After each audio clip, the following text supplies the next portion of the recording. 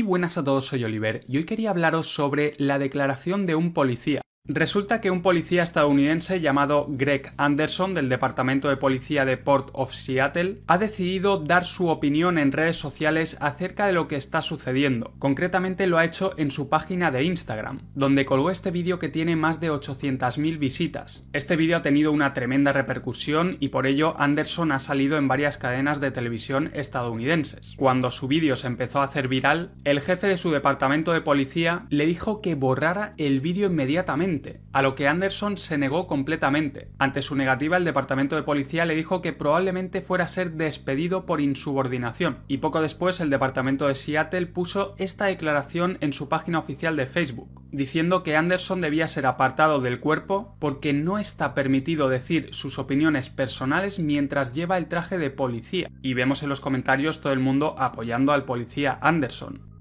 Como siempre os traigo mis propios subtítulos, que son los más fieles al vídeo original, así que vamos a ver lo que dice este policía. You know, as a police officer, I'm compelled to make this video.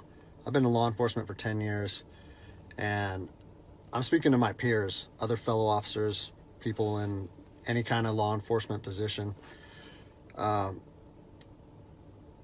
seen officers nationwide enforcing tyrannical orders against the people. And I'm hoping it's the minority of officers, but I'm not sure anymore, because every time I turn on the television, every time I look to the internet, I'm seeing people arrested or cited for going to church, for traveling on the roadways, for going surfing, opening their businesses, going to the park with their families, or doing nails out of their own house, using their own house as a place of business, and having undercover agents go there and arrest them and charge them with what? With a crime? I don't know what crime people are committing by doing nails in their own house, but we're seeing this more and more and more, and we need to start looking at ourselves as officers and thinking, is what I'm doing right? Now, I want to remind you that regardless of where you stand on the coronavirus, we don't have the authority to do those things to people just because a mayor or a governor tells you otherwise. I don't care if it's your sergeant or your chief of police. We don't get to violate people's constitutional rights because somebody in our chain of command tells us otherwise. It's not how this country works. Those are de facto arrests. You know, we're violating people's rights and taking money from them, or even worse, arresting them and depriving them of their freedom when they are exercising their constitutional rights. Let's read something right here off of the Declaration of Independence. All men are created equal. We have the right to life, liberty, and the pursuit of happiness. That to secure these rights, governments are instituted among men, deriving their power from the consent of the governed, meaning our power and any government official's power is derived from the people, okay? We don't hold power over our citizens. It's contradictory to everything that our country stands for. And this is what I'm seeing. First Amendment rights. Telling people they can't go to church, freedom of religion, okay? Telling people they can't protest, freedom of assembly. Fourth Amendment violations, illegal traffic stops to check for papers. What are you, the Gestapo? Is this 1930s Nazi Germany? You don't get to stop people unless you have reasonable suspicion or probable cause that they have committed a crime. And I know people that have personally been stopped saying, we want to see papers showing that you're essential. David 2, copy a phone call. That is not how our job works, okay?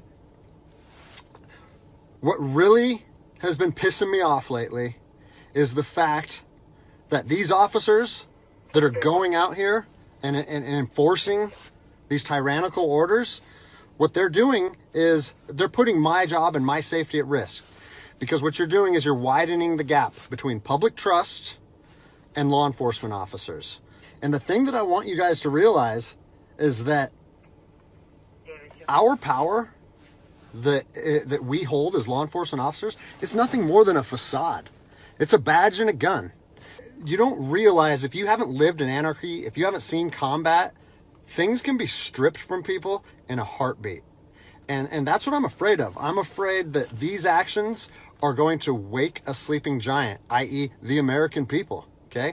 They are going to be put in a position where they won't have their rights trampled anymore.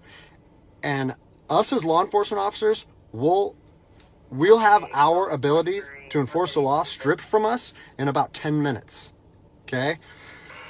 I think what is going to happen if this continues is we're going to see bloodshed in the streets, okay? I don't want to see bloodshed in the streets on either side of this coin. I don't want to see fellow officers get injured or killed, and I certainly don't want to see citizens get injured or killed.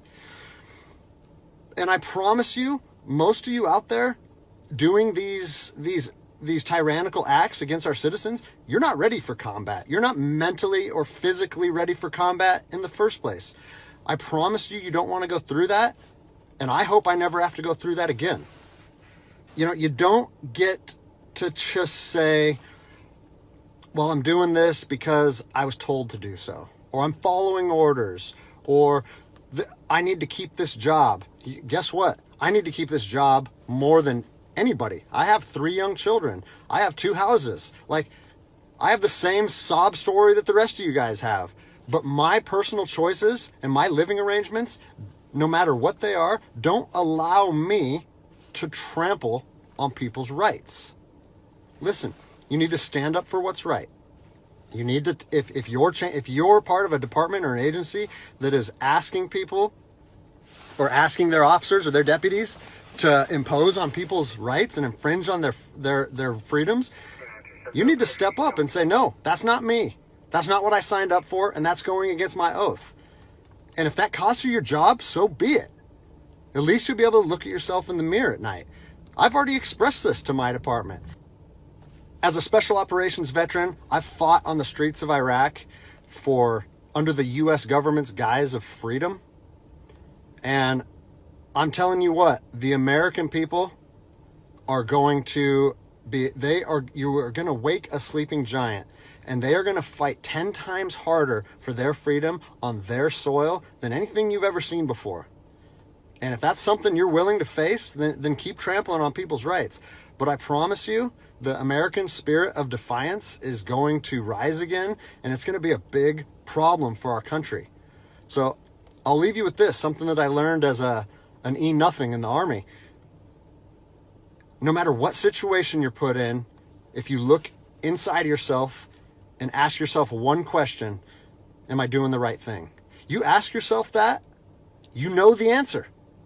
And no amount of money or no order or law or anything should be able to make you go against doing the right thing. So I'm imploring officers to look inside themselves and ask themselves, is this what I want to be doing to my citizens? And I think the answer is clear. And if we all stand up together, guess what?